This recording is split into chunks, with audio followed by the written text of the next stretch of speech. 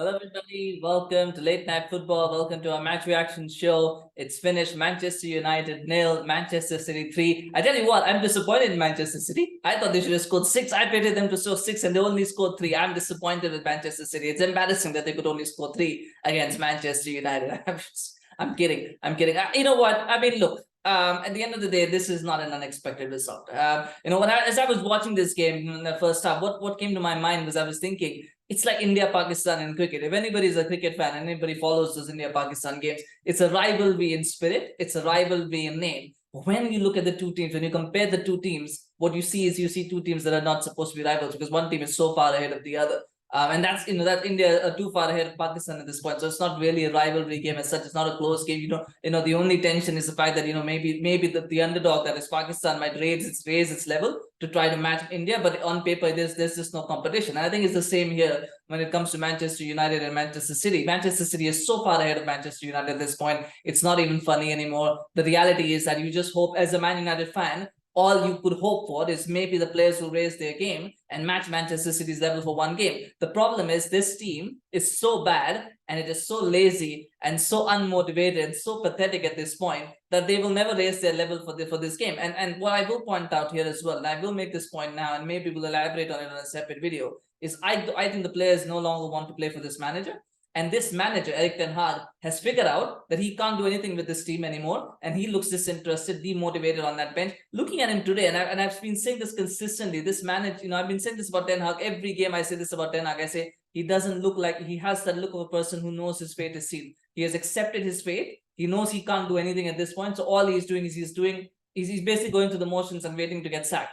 And today, again, we see that he was so disinterested, so demotivated. There was nothing from him. He basically had the look of a person who's like, you guys are not going to be able to do anything no matter what, so just do whatever you want. And I don't care. Like, it was almost like that. And that's what's happened with this team. And that's not to take anything away from Manchester City. Manchester City were brilliant today. I thought Bernardo Silva was fantastic. The kind of player that every team would wish they could have. And I keep saying this of Bernardo Silva. Every year he says he's going to leave. He doesn't leave. And he puts in wonderful performances. He doesn't look like a player who wants to leave. So I don't know where these rumors come from that he wants to leave or that he should leave. But it's just what it is with Manchester City. They were very good today. They got lucky with that penalty decision, because I don't think that was a penalty. I think that was the wrong decision.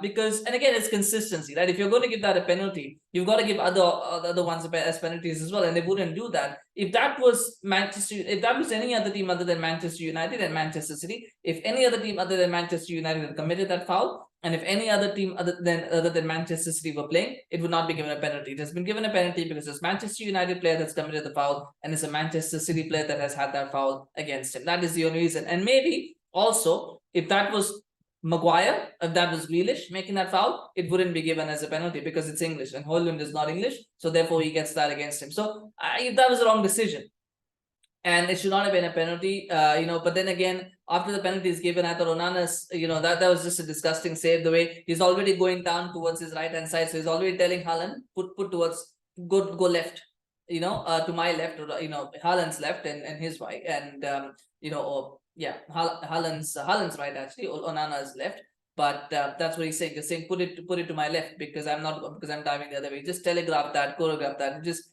poor technique from Onana. Should be doing better there, but still penalty is 1-0.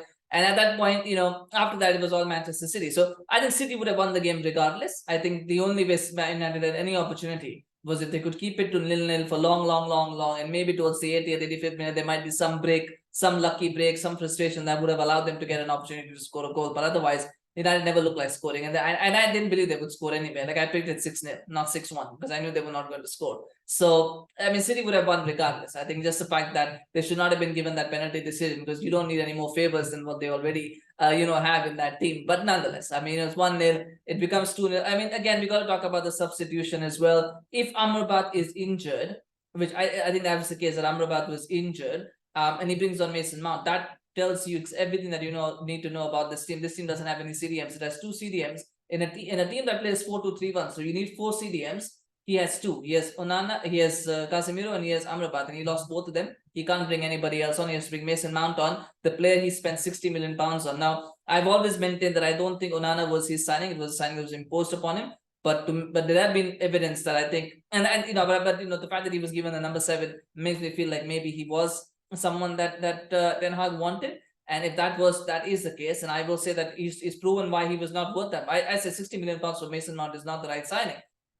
Should not have been more than 30 million pounds. But they paid 60 million. He ended up not having money to buy a proper CDM, which he could have bought maybe for 30 million, another 30 million. He could have got a CDM. He didn't do that. And Mount comes on, does nothing. He's an average player. It wasn't his fault entirely because he's playing out of position. That's not his position. He's supposed to play as a number 10, but we already got the Bruno sized hole there. But that second half was really all about City just breaking through midfield every time. McTominay, Eriksen, it's not going to work. That midfield combination was never going to work, and it doesn't work. The second goal comes from a cutback. Again, how many times have we said this about Manchester United? Keep being vulnerable to cutbacks. It's a cutback, a nice cutback, and Haaland has a simple tap in that he finishes from. It's 2-0. And a third goal, again, cutback. Foden finishes. It's 3-0. So it's just, the midfield just doesn't pick up runners. They just let runners run free because none of them are natural CDMs. None of them are natural box-to-box players. They're all number 10s. Who are playing either as as box-to-box midfielders or wide players. The team is so imbalanced at this moment in time that there's nothing that any manager can do. And I think the manager himself has kind of just given up and said, screw it, I'm screwed either way. I'm getting sacked either way. Why would I bother with this shower shit? So I think it's a mess. And I really don't want to talk too much about Manchester United and managers because I want to focus on the game itself, and I don't want to go too much into the big picture stuff because there is a lot to unpack. And I'm sure defeats like these, you start to get reflections, you start to do that kind of stuff. So I want to leave that for another episode. But it's just shocking the way that Manchester United approached this game was shocking because right from the first minute, I don't think there was any belief in this side that they could win this game. There was no belief, and again, it's the same mistakes all over again. Bruno on the wing once again. Why? No idea. There's no excuse now of injuries because Anthony is back. I would have started Anthony, but he plays Bruno on the wing. That's a why question. Rashford plays almost 85 minutes. He plays as a winger, then he plays as a striker. I mean, we know Rashford can play as a striker, so why is he playing as a striker? What is the point of playing him there?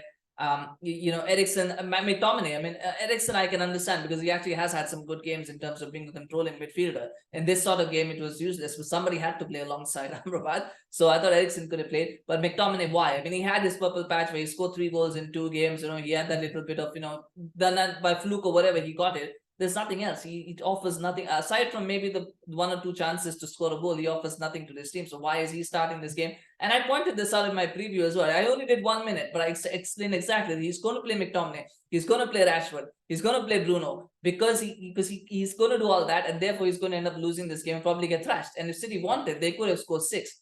But some bad finishing, some little bit of lack of composure towards the end there. Probably a little bit of luck as well for Manchester United. It ended up just being 3, but could have been 6 because that's just what the team has been.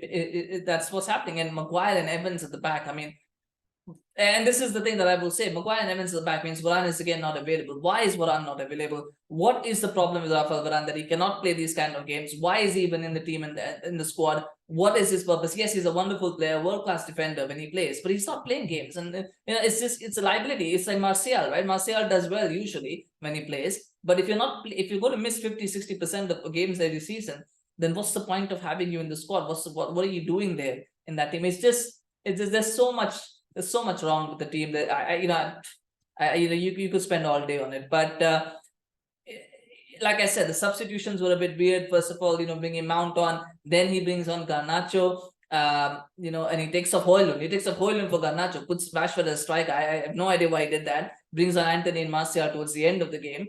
But and like I said, I felt like he had that look of a Ten Hag had the look of a man who was basically said, I'm done.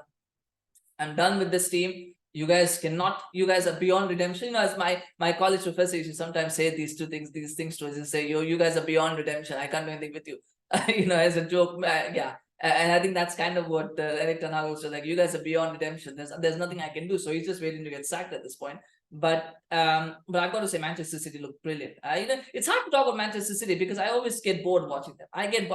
Manchester City bore me because I can't hate them because I can't like them. And I can't hate them because there's just nothing. It's like a machine. Like Manchester City are a machine, a well-oiled machine, and they do everything, and everything is structured. Everything is is perfect, precise. There's no edge to Manchester City. There's nothing. There's no gray. It's all white. So I can't hate them. And and you can't like them, so then it just becomes boring. It's just boring to watch them, because it's like watching Superman, isn't it? It's like watching Superman. Superman is bland. There's just nothing about Manchester City that makes you like them or makes you hate them. It's just bland. It's like this with Manchester City, and that's not and that could be seen as a criticism. I don't see it as a criticism. I just see it as, well, that's what they are, right? I'm not a Manchester. I'm not supposed to like Manchester City. So for me, the fact that I don't like them is a good thing, but the fact that I don't hate them is probably even good thing as well in that respect as well. But it's just like that in Manchester City. So it's hard to talk about things, but I will say this: I think Manchester City have, in some ways, have been transformed over the last 1 year, which without people even realizing it.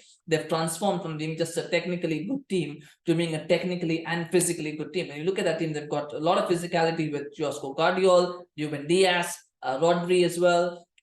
Bernardo Silva zips around. He's like zipping around into tackles. They've got a lot of Kyle Walker as well, can offer a lot of physicality. Akanji is someone who does that when he plays as well. So they've become this, and even Erling Haaland, for that matter, offers a lot of physicality as well. So they've transformed that. Guardiola has already moved on from his one system that worked now to another one, where he's starting to merge technical attributes with physical attributes. So he's getting the hang of it. And so while other teams are still playing catch up, Pep Guardiola just keeps moving ahead and ahead and ahead and ahead.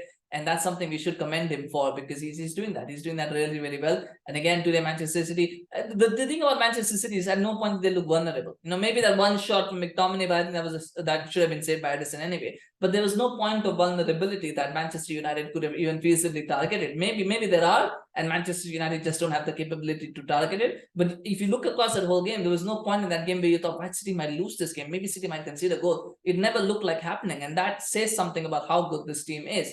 And that to me is scary, because I don't think City played at 100% of the capacity. They probably played at 60-70% of it, and yet they still just coasted through that game against a mid-table side in Manchester United. They're not relegation side, they're a mid-table side, but they still coasted through, and that says a lot about Manchester City, because I saw how Liverpool played, and Liverpool always play 100 miles an hour every game. Where City, they don't need to play 100 miles per hour, and they still get the same result. So that's something. That's saying something on Manchester City.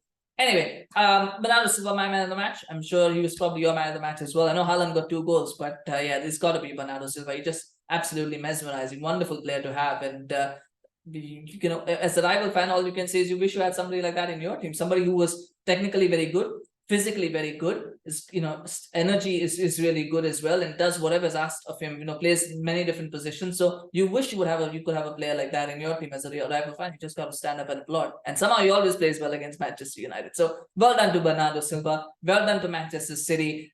Big win for them. They need to win as well, because Arsenal had won, Liverpool had won, Spurs had won. So you wouldn't have wanted to drop points here. So well done to them. And the less said about Manchester United, the better. Anyway, share your thoughts on the game. Maybe I'm being too harsh on Manchester United. Maybe I'm being harsh on Manchester City by saying they're bland, but maybe you disagree. So put that in the comments. Of course, if you do agree with something, put that as well. Always love to hear your thoughts on the game. Do smash like on this video if you enjoyed it. Subscribe to our channel on YouTube. Follow us on Facebook, Twitter, Instagram. Always appreciate your support. We'll see you again with some more videos. Like I said, maybe we'll do another one for Ten Hag and what's going on there. But say subscribe so you can get notified as videos drop. Thank you so much for watching. We'll see you again soon. Bye-bye.